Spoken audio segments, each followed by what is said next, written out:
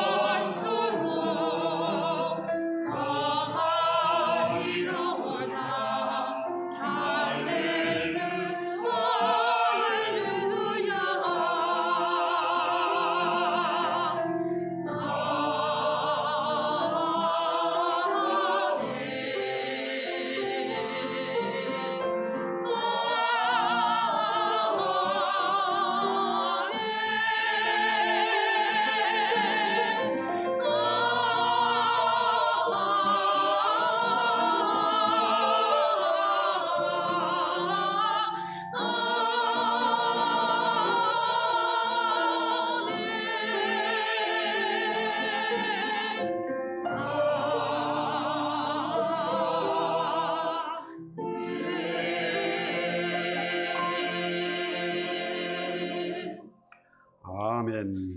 하나님께 영광의 박수. 성가대가 참 너무나 은혜롭고 참 감사한 찬송 올렸습니다. 요즘은 교회마다 성가대를 3D라 그런답니다. 너무 시간을 많이 뺏기고 힘드니까 안 하려고 그러는데 이렇게 쓰고 수고하는 우리 성가대원분들을 너무너무 감사드립니다. 잠시 기도합니다. 하나님 우리 아버지, 오늘도 저희가 예배하러 왔습니다. 주님 만나고 주의 음성을 듣고자 왔습니다. 하나님의 말씀이 들리게 하시고 그 말씀이 한 귀로 왔다가 한 귀로 새버리는 것이 아니라 악한 세력이 우리를 뺏어가는 것이 아니라 참으로 그 말씀이 우리의 금이 되고 능력이 되고 우리를 다시 한번 수술하는 아름다운 은혜의 시간 되게 하옵소서. 예수님의 이름으로 기도했습니다. 아멘. 마틴 로이드 존스라고 아주 유명한 설교가고 신학자인데요. 이분이 아주 유명한 말을 하나 했습니다. 뭐냐면 강단에 설 때는 사자가 되라. 그죠? 사자는 알죠? 어르렁. 그죠? 그 다음에 강단에서 내려오면은 어린 양이 되라. 영혼을 한없이 사랑하라. 그러나 그 영혼을 하나님으로 앞으로 인도할 때는 한없이 가혹하게 하라. 참 엄청난 말씀인데요. 그야말로 목사가 설교할 때는 사자가 돼서 그 말씀이 불이 되고 지옥문을 흔들고 방망이 같이 사정없이 우리쳐야 된다는 거죠. 그런데 강단에서 내려오면은 온유하고 겸손한 자가 되어야 된다는 거죠. 그렇습니다. 목회자가 그러한 것처럼 우리 성도들도 그런 양면성이 있어야 돼요. 하나의 말씀을 전도하고 가르치고 할 때는 우리 모두가 뭡니까? 바이블 교사가 돼야 되는, 티처가 돼야 되지 않습니까? 그래서 정말로 그 영혼을 붙잡고 실험하고 사정없이 후려치고 그러면서도 뭡니까? 온유하고 겸손하게 그들을 인도할 수가 있어야 된다는 거죠. 왜냐하면은 우리 교회는 뭡니까? 그리스도의 몸이잖아요. 그죠? 이게 교회를 섬기는 것은 복을 받는다. 이 말은 뭡니까? 주님을 섬기기 때문에 복을 받는 거예요. 그래서 이 그리스도의 몸인 교회인데, 피로 사신 교회인데, 교회가 아프면 뭡니까? 내가 아파요. 예. 교회가 화목하고 기쁨이 넘치고 사랑이 넘치면 뭡니까? 내 역시 기쁨과 사랑이 넘치는 거죠. 그래서 특히 우리 목회자들을, 우리 모든 성도들이, 우리 모두가 교회인데, 그리스도의 몸인데 누가 아파하는지, 어떤 마음을 갖고 있는지, 어떤 상처를 안고 있는지 우리가 살펴야 된다는 거죠. 그래야 나도 기쁘고 행복할 수가 있어요. 그래서 오늘 본문에서 17절, 18절 보면은 바울이 밀레도에서 사람을 에베소로 보내어 장로들을 청하니 했어요. 이게 바울이 원래는 뭐냐 하면은 그의 꿈은 언제나 뭐였습니까? 내가 반드시 로마도 보아야 하리라. 로마로 가는 게 꿈이라 이게. 그죠? 그런데 지금 바울의 그 심정은 뭐냐면은 자꾸 성령께서 자기에 들려주신 음성이 있어요. 성령의 가르침, 인도함이 있는 겁니다. 너 로마에 가려고 지금 그렇게 애를 쓰지만은 너는 지금 예루살렘에 가야 돼. 예루살렘에 가서 그들에게 복음을 전해야 된다.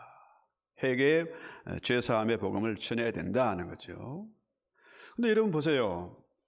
예루살렘에 가면은 바울에게 뭐가 기다리고 있습니까? 환영하는 것이 아니고 고문을 당하고 학대를 당하고 죽임을 당할 수 있는 그런 형편 아닙니까? 정말 가기 싫은 거라. 그런데 주의 음성은 로마가 아니라 예루살렘으로 가라는 겁니다. 그렇죠? 그래서 이 바울이 사람을 보내서 장로들을, 에베소 교회 장로들을 이리 와라. 내가 지금 거기 갈 형편이 못 되니까 조만간 이제 오순절이 가까우는데 그때 6월절 지키기 위해서 내가 가야 된다. 그렇죠? 바울이 에베소 교회에 정말로 3년 동안이나 뭐라 그래요? 모든 겸손과 눈물이 19절부터 보면요. 유대인의 관계로부터 말미암아 당한 시험을 참고 주를 섬기니까 해가지고 계속 나오는 게 뭡니까? 바울이 3년 동안 모든 겸손과 눈물로 인내하면서 저들에게 복음을 전파했습니다. 그죠? 그래서 교회가 세워진 거죠. 그런데 주님의 음성은 뭡니까? 로마가 아니라 예루살렘이니까. 내가 지금 에베소 교회에 다시 들리면은 예루살렘에 갈 시간이 없으니까 너희가 왔으면 좋겠다. 이 편지를 보내는 거죠.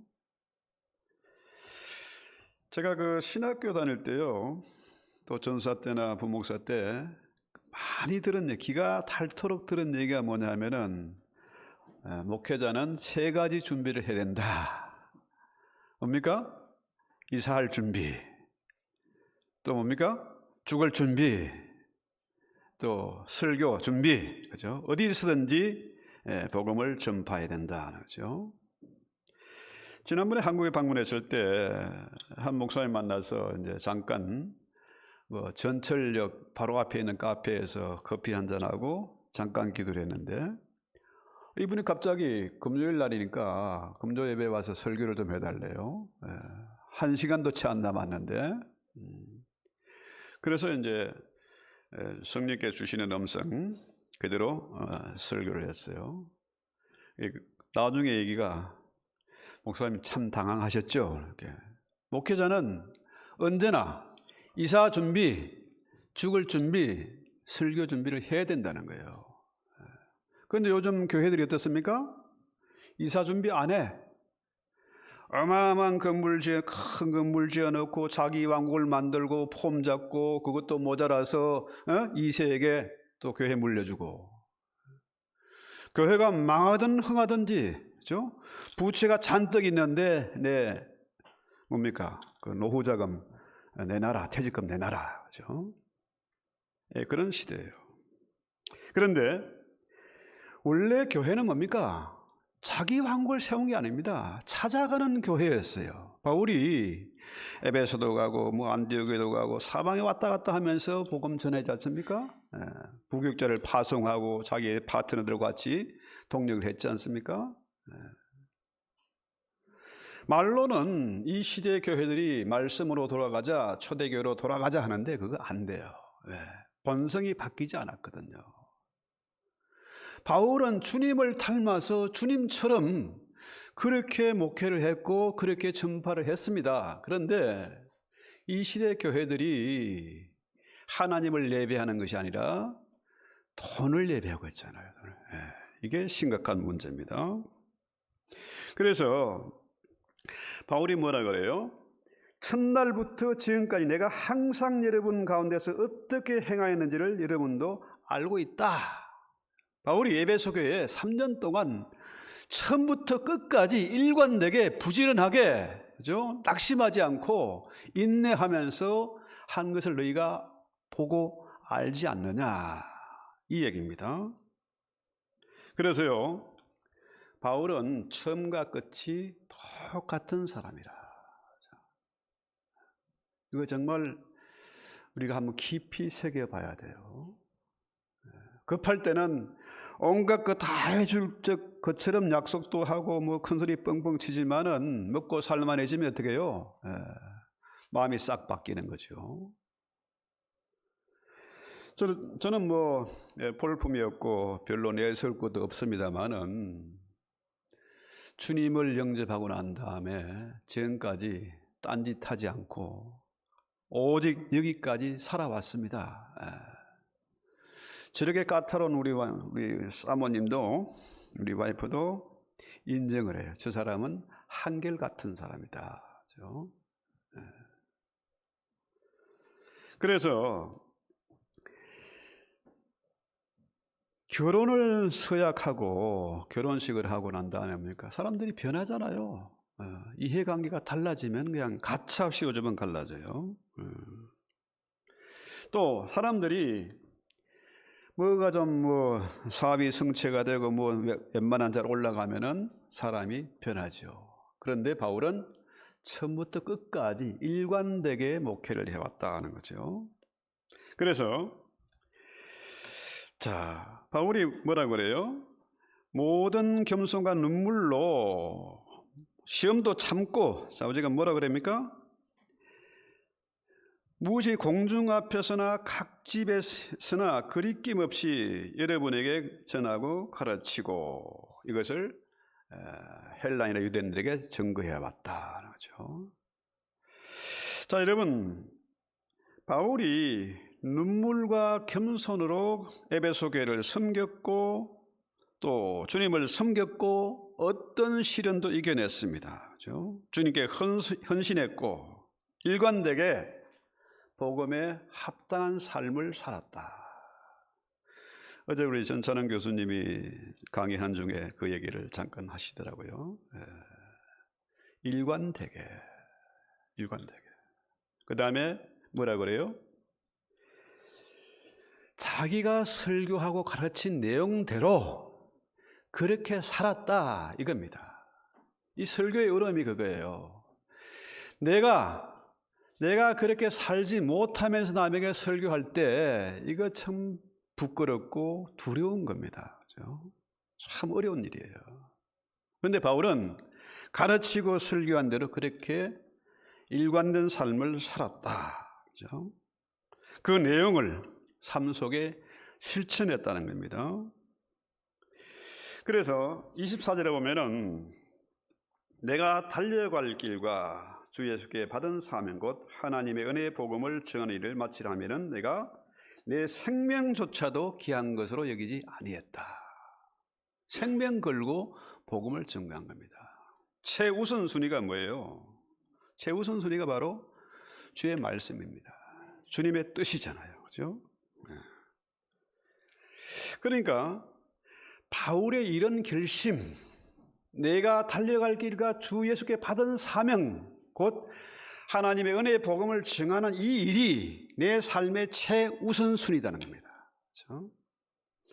바울의 확실한 정체성, 아이덴티티가 뭡니까? 복음 전파하는 거예요. 이것이 주께 받은 사명이고 내가 최우선으로 해야 될 일이다. 이것이 나의 정체성이다 하는 거죠. 자, 그렇다면은 우리는 어떻게 해야 될까요? 저와 여러분은, 그렇죠? 내 정체성은 뭐냐? 요한복음 1장 12절에 보면은 뭐라고 그래요? 영접하는 자, 곧 그 이름을 믿는 자에게는 하나님의 자녀가 되는 권세를 주셨으니 했어요. 1장 12절. 자, 우리가 하나님의 자녀다. 그렇죠? 나의 정체성 하나님의 자녀라. 그 다음에 빌립보 2장 15절 보면은, 자, 한번 읽어볼까요? 이는 너희가 흠이 없고 순전하여 어그러지고 그리스도는 세대 가운데서 하나님의 흠없는 자녀로 세상에서 그들 가운데 빛들로 나타내며. 자, 하나님의 자녀인데 어떤 자녀냐? 흠없는 자녀다. 저같이 볼품없고 지저분한데 나를 흠없는 하나님의 자녀다. 그렇죠? 어두운 세상 가운데 빛으로 살 수 있는 그런 자녀다 하는 거예요. 엄청나지 않습니까? 이래 보면 다 뭡니까? 사람마다 약점이 있고 허물이 다 있습니다. 그런데 하나님은 우리를 흠없는 자녀로 세상에서 빛으로 살아라. 예, 그렇죠. 그 다음에 더 놀라운 것은 뭡니까? 베드로전서 2장 9절 볼까요? 자, 너무나 잘 아는 거죠. 너희는 택하신 족속이요. 시작. 너희는 택하신 족속이요, 왕같은 제사장들이요, 거룩한 나라요, 그의 소유가 된 백성이니 이는 너희를 어두운 가운데 불러내어 그의 귀한 빛에 들어가게 하려 하여 이에 아름다운 덕을 선전하게 하려 함이라. 자, 우리가 택하신 족속이고 왕같은 제사장이다. 거룩한 나라다. 이런 엄청난 하나님이 우리에게 분명한 정체성을 주셨어요. 바울만 그런 게 가진 게 아니라 하나님이 우리에게 이런 엄청난 은혜의 선물을 주셨다. 그렇다면은 어떻게 해요? 바울이 그랬던 것처럼 우리 또한 그러해야 한다는 거죠. 그래서 자, 25절부터 볼까요? 보라, 오늘 본문 25절. 내가 여러분 중에 왕래하며 하나님의 나라를 전파하였으나 이제는 여러분들이 내 얼굴을 다시 보지 못할 줄을 아노라. 그러므로 오늘 여러분에게 증언하거니와 모든 사람의 피에 대하여 내가 깨끗하니 내가 끓이지 않고 하나님의 뜻을 다 여러분에게 전하였습니다. 참 이거 엄청난 말이잖아요. 모든 사람의 피에 대해서 내가 깨끗하다. 여러분 얼마나 깨끗합니까? 깨끗할 수가 없어. 그런데 바울은 어째서 이런 엄청나고 담대한 선포를 할 수가 있었을까요? 이 말의 뜻은 뭡니까? 27절 나오잖아요. 내가 끓이지 않고 하나님의 뜻을 다 여러분에게 전하였다. 이거예요. 바꾸고 말하면은 바울이 그랬던 것처럼 내 주변에 가족이나 아니면은 친척이나 주변 사람들에게 복음 전파하는 거, 가르치는 거, 이걸 하면은 내가 그 사람의 피에 대해서 내가 깨끗하다는 거예요. 자, 이게 우리가 참 상당히 도전이 되지 않습니까? 내가 깨끗하다 할 수 있는 것은 뭡니까? 그 피에 대해 깨끗하다 할 수 있는 것은 뭡니까? 바로 복음 전파하는 거예요. 선교하는 겁니다. 전도하는 겁니다. 먼저 내 가족 구원부터 열심히 해야 된다는 거예요. 그러면은 그 피에 대해서 내가 깨끗하다, 이 얘기죠. 그래서 바울은 에베소에서 3년 동안 어떻게 했을까요? 뭐 회당에서 가르치든지 예배 시간이나 각 가정을 방문해서나 길에서 만나는 사람에게나 어떻게든지 온 힘을 다해서, 그렇죠? 눈물로 기도하면서 저들에게 복음을 가르치고 전파했다는 거예요. 아무런 대가도 받지 않고 열심히 그 일을 감당했다, 이런 얘기죠. 그래서 이 말은 바꾸어 말하면은 오늘 본문이 제목이 뭐예요? 탐심을 부리고 나를 본받으라. 에베소 교회 장로들에게 그들을 불러서 한 얘기가 뭡니까? 너희도 내가 그랬던 것처럼 나를 본받으라, 이 얘기 아니겠습니까? 그렇잖아요? 나는 처음부터 일관되게 마지막까지 3년 동안 너희에게 이런 본을 보였으니까 너희도 나의 본을 받아라, 이런 얘기죠. 그래서 28절에 오면은 자기를 위하여 또는 온 양떼를 위하여 삼가라.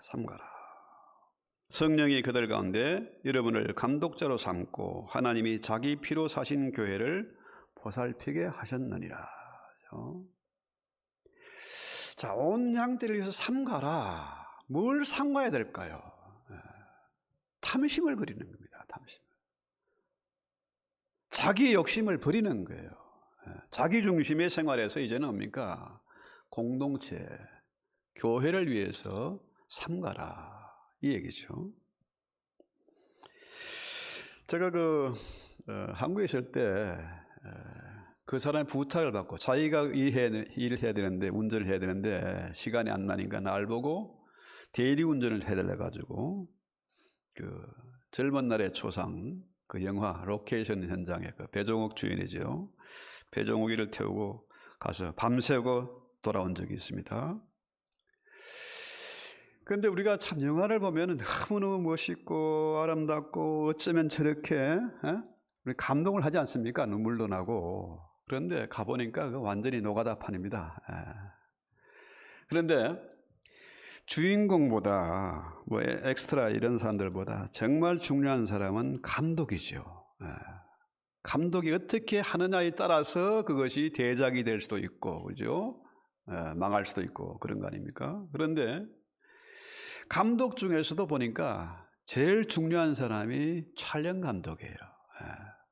영화 감독이 중요한 게 아니고 그 촬영 기사가 하느냐에 따라서 감독이고 뭐 배우들이고 다 정신없이 움직여야 되고 다시 하고 해야 돼.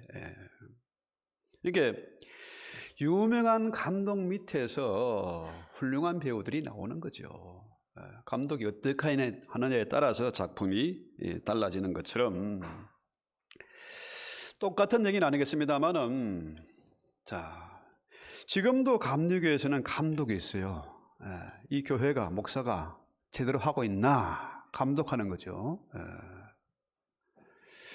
그런 것처럼 나쁜 감독 밑에,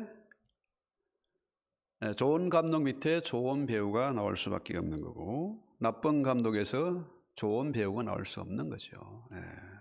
그런 것처럼 감독의 일은 뭡니까? 교회에서 하는 감독의 역할은 양떼를 보살피는 겁니다. 교회를 섬기고 보살피는 거예요. 자기 욕심을 버리지 않고, 그죠? 그들을 어떤 상황에 처해 있는지, 어떤 아픔과 상처가 있는지, 이 교회에 무슨 문제가 있는지 살피는 거죠. 그래서 이 교회에 가장 중요한 문제는 뭐냐 하면은 이단이 들어와서 사단이, 이리 같은 사단이 들어와서 교회를 흔들어 놓는 겁니다. 그렇죠? 저들은 희한하게도 말씀을 가지고 왜곡시키고 변질시키고 그릇된 말씀을 가지고 교회를 흔들어 놓습니다. 그렇죠? 또 그들의 얘기를 들어보면 맞는 것 같아. 그래서 정말로 우리 모두가 감독이 돼서, 그죠? 양떼를 잘 살필 수 있어야 된다. 그죠? 그래서 31절에 보면요, 그러므로 여러분이 일깨어 내가 3년이나 밤낮 쉬지 않고 눈물로 각 사람을 훈계하신 것을 기억하라. 자, 이게 지금 에베소 교회에 하는 마지막 고별 설교입니다. 눈물의 설교입니다. 그죠? 바울의 목회는 그야말로 눈물의 목회이고 겸손의 목회입니다. 그죠? 바울이 그렇게 눈물로 인내하면서 온유와 겸손으로 교회를 섬겼더니 어떻게 해요? 그 에베소 교회가 제대로 서가는 거죠. 그래서 우리도 바울처럼 이 시대의 교회가 정말 어떻게 이단의 침투를 막아내고 성도의 아픔과 눈물을 치유하면서 아름답고 건강한 교회를 만들어갈 것인가, 이것을 생각해 봐야 돼요. 우리 믿음의 선조들은요, 정말로 그 어려운 환경에서도 내 욕심 차리지 않고 내 자랑하지 않고 성도를 돌보고 기도했다는 거죠. 그래서 한국교회가 신속하게 부흥을 한 겁니다. 그래서 우리 성도들은 아까 말씀드린 것처럼 빛 가운 어둠 가운데 빛으로 살아야 된다는 거죠. 어둠을 볼 수 있는 존재다. 지금 이 시대가 정말 깜깜하고 어두운 시대예요. 왜? 사나운 이리 때들이 들어와서 교회를 완전히 엉망으로 쑥밭으로 만들어버리는 겁니다. 이상한 교회로 변질시키는 거예요. 달콤한 그 말 왜곡시켜가지고죠. 그래서 이 시대가 어두운 때이기 때문에 우리가 깨어 기도해야 되고, 기도함으로 교회를 지키고 가정을 지켜야 되겠다. 그렇죠? 그래서 우리 주님 뭐라 그래요? 기도 외에는 이런 유가 나갈 수 없다. 그렇죠? 기도하지 않으면 교회가 한순간에 무너질 수 있습니다. 제가 한 5주 동안 한국 방문하고 왔는데 당장에 닥친 어려움들이 있습니다. 그죠? 그래서 고민하고 기도하고 또 울고 하면서 이 본문이 생각났어요. 교회는 영적인 공동체입니다. 기도하지 않으면은 사나운 이리가 침범하고 누락질을 당하게 되죠. 그래서 33절에 보면은 내가 아무리 은이나 금이나 의복을 탐하지 아니하였다 그래요. 바울은 욕심이 없었어요. 정말로 바울이 지금 오직 믿을 수 있는 것은 뭡니까? 말씀이에요. 그래서 32절에 지금 내가 여러분들을 주의 및 그 은혜의 말씀에 부탁하노니 그 말씀이 여러분을 능히 든든히 세우사 거룩하게 하심을 입은 모든 자 가운데 기업 있게 하시리라. 여러분, 앞으로 내다볼 때에 또 우리 자녀들 생각할 때에 다가올 세대의 교회의 모습을 생각할 때 믿을 것은 뭡니까? 돈이 아니고 말씀밖에 없어요. 아이들에게 유산 물려주려고 하지 말고 어디에 부탁해야 됩니까? 부탁하던 말은 위탁을 시키는 겁니다. 내가 할 수 없는 일을 말씀에 위탁시키는 거죠. 말씀밖에 없다. 그러면은 그 말씀이 하찮은 것 같지만은 그 말씀은 능력이 있어서 30배, 60배, 100배의 결실을 맺게 하는 것이고 내가 유산 물려준 것보다 더 엄청난 것을 거두게 하실 것이다 하는 거죠. 그렇습니다. 믿을 곳은 목사도 아니고 부모도 아니고 돈도 아니고 뭡니까? 말씀밖에 없다는 거죠. 그래서 바울이 다시는 못 볼 마지막 고별 설교를 하면서 누구에게 의탁을 한다? 말씀에게 부탁한다. 말씀에게 맡긴다는 거죠. 그래서 이 시대 사람들이요, 돈에 환장을 해가지고, 특히 이민사회는요, 돈에 너무 민감해. 그야말로 빌 때문에 빌빌하고 돈 때문에 돌아버리고 그런 희한한 세상입니다. 그러나 바울은 뭡니까? 아무의 은이나 금이나 의복을 탐하지 아니하였다. 그렇죠? 요즘 사람들이 뭡니까? 하나님 없이는 살아도 돈 없이는 못 살아. 그런 세상이 됐어요. 심지어 교회에서도 돈의 힘이 막강하지요. 그런데 바울은 없는 가운데서도 원망하거나 절망하지 않고 어떻게 해요? 텐트 메이크를 하면서 에베소 교회에 복음을 전파하고 목회를 해나간 거죠. 그래서 사람들이 이 시대 돈 때문에, 돈이 없어 우리는 뭘 못해, 우리 교회는 돈이 없어서 안 돼, 이거 아닙니다. 돈이 없어도 하나님의 말씀이 살아있으면은, 하나님의 말씀이 역사하시면은 우리는 능치 못함이 없다는 거예요. 그래서요, 요즘 사람들이 돈 없이는 못 살아. 그렇죠? 돈이라면 수단 방법을 가리지 않고 돈 때문에 형제고 부모고 하나님도 버리는 그런 시대에 우리가 살고 있습니다. 이것 때문에 이 시대의 교회들이 덩치는 커졌지만은 능력을 잃어버린 거죠. 참 너무나 가슴 아픈 일입니다. 전도서 5장 10절에서 17절, 좀 긴 내용이지만 한번 볼까요? 자, 은을 사랑하는 자는 은으로 만족하지 못하고 풍요를 사랑하는 자는 소득으로 만족하지 못한다. 이것도 헛되다. 그러면서 뭐라 그래요? 계속해서 11절, 재산이 많아지면 먹는 자들도 많아지나니 그 소유주들은 눈으로 보는 것 외에 무엇이 유익하라. 또 12절, 노동자는 먹는 것이 많든지 적든지 잠을 달게 자거니와 부자는 그 부유함 때문에 잠도 못 잔다.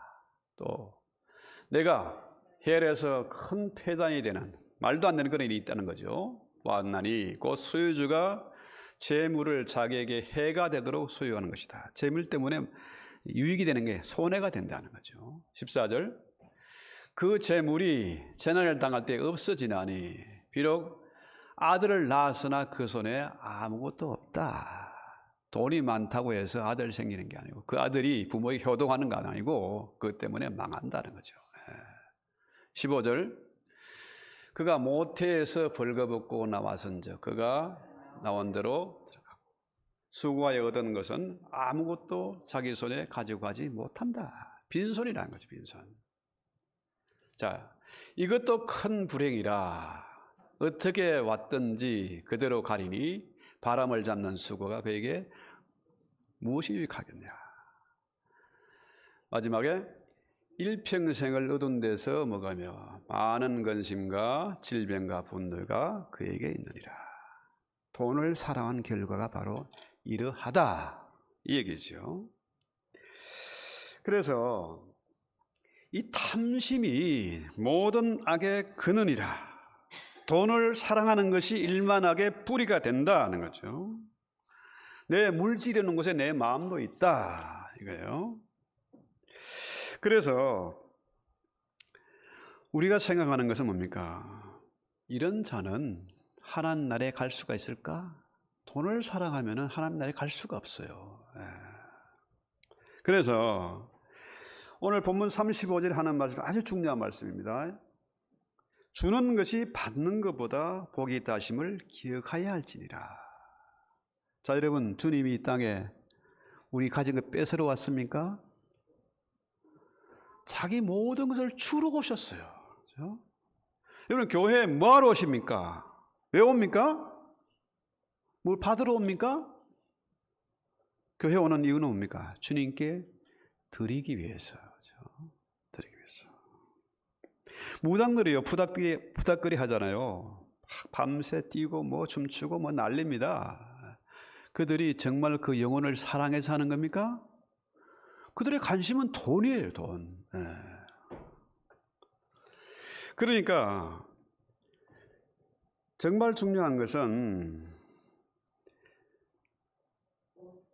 우리 주님은 우리를 위해서 다 주셨어요. 아낌없이 주셨습니다. 물과 피를까지도 다 쏟으시고 십자가에 지셨어요. 그래서 정말 우리가 주님 앞에 무엇을 드릴 것인가? 우리 교회에서 내가 어떤 존재가 될 것인가? 이걸 한번 생각해 봐야 되는 거죠. 그래서 하나님을 사랑한다, 주님을 사랑한다, 교회를 사랑한다, 이 말은 뭡니까? 사랑하면은 내 가진 것을 주고 싶지 뺏고 싶지 않아요. 그렇지 않습니까?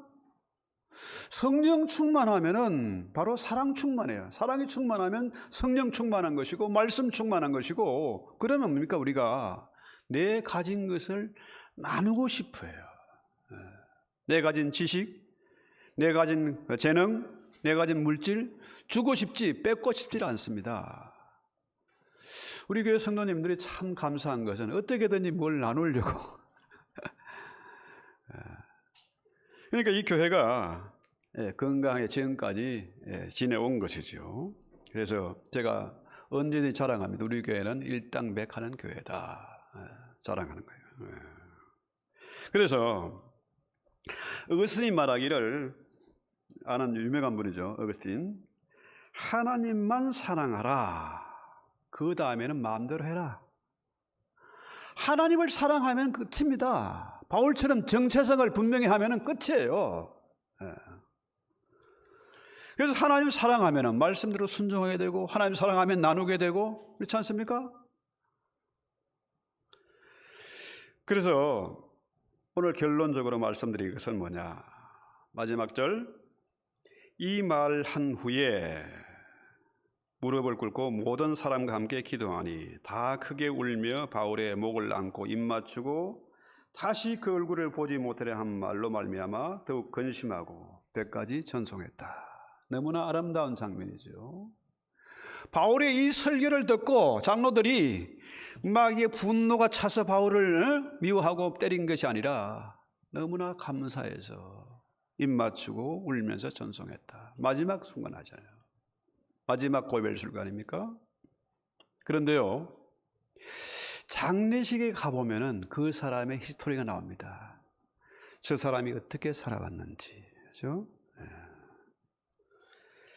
그래서 장례식에 가서 그의 유가족들과 친지들과 모인 사람들 어떻게 보면은 그 사람의 역사가 나오는 거 아니겠습니까?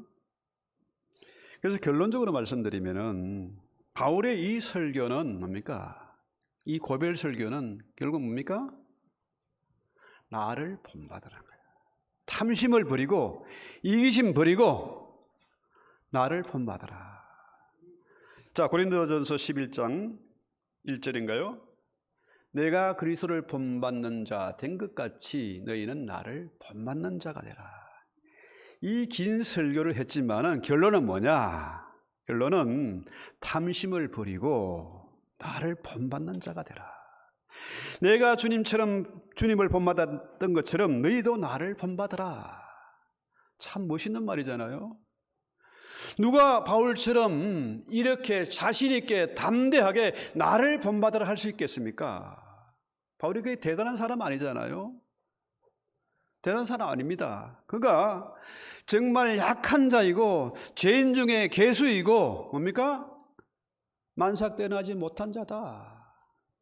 그런 자기의 약함을 알기 때문에 늘 주님을 찾을 수밖에 없었고 기도할 수밖에 없었고 그 말씀에 이끌려서 성령에 이끌려서 살아갈 수밖에 없었다. 이걸 고백하는 겁니다. 나 잘난 사람 아닙니다. 나 대단한 사람 아니에요. 힘없고 능력 없어요. 그런데 내가 그러하기 때문에 주님을 붙잡고 주님처럼 살려고 바울처럼 살려고 몸부림치는 거 아니겠습니까? 그래서 자, 내가 교회를 섬기고 교회를 지키고 그렇게 내가 아낌없이 모든 것을 너에게 쏟아 부었듯이 너희도 나를 본받는 자가 되라. 이 얘기죠. 나처럼 예수를 닮는 자가 되라. 나처럼 교회를 사랑하는 자가 되라. 이 얘기예요. 교회에서 흔히 시험되는 이유가 뭡니까? 편가르기 하게 되고, 그죠? 시기 질투하게 되고, 남 잘 되는 꼴을 보지 못하고, 이거 아니겠습니까? 그래서 우리가 주님처럼 바울처럼 내 중심이 아니라 탐심을 버리고 주님을 본받는 자가 되면은, 그렇게 되면은 이 교회는 참으로 아름다운 교회가 될 것이고 주님의 마음에 쏙 드는 교회가 될 것이고 큰 능력을 행하는 그런 교회가 될 것이다. 우리 찬송하기도 합시다.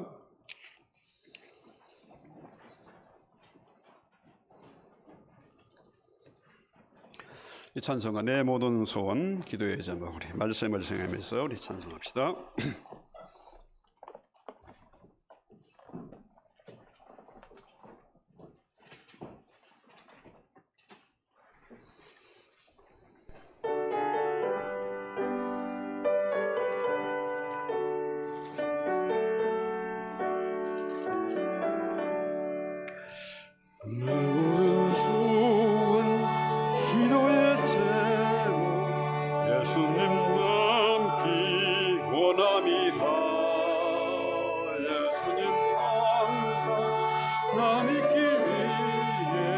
세상에 보아 아끼지 않네.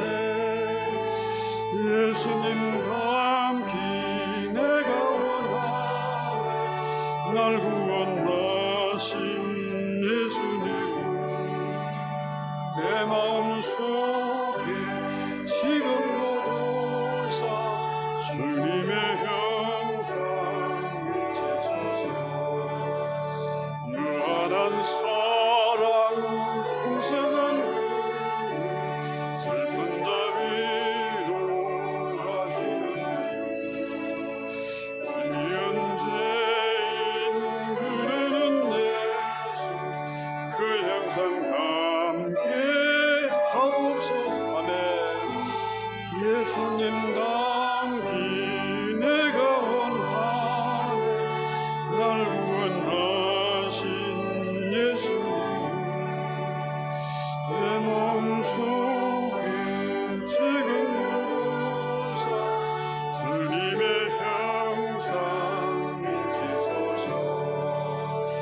겸손한 예수 거룩한 주님 원수의 멸시 참으시사 우리를 위해 고난을 받는 무지를 담게 하옵소서. 예수님 담기 내가 원하네. 날 구원하신 예수님 내 마음속에 지금 모두사 주님의 형상 인치소서. 주님을 사랑합니다. 이 세상의 어떤 것보다 주님을 더 사랑합니다. 그래서 우리가 주님을 닮게 하시고 바울처럼 그렇게 살게 하시고 땅끝까지 우리가 복음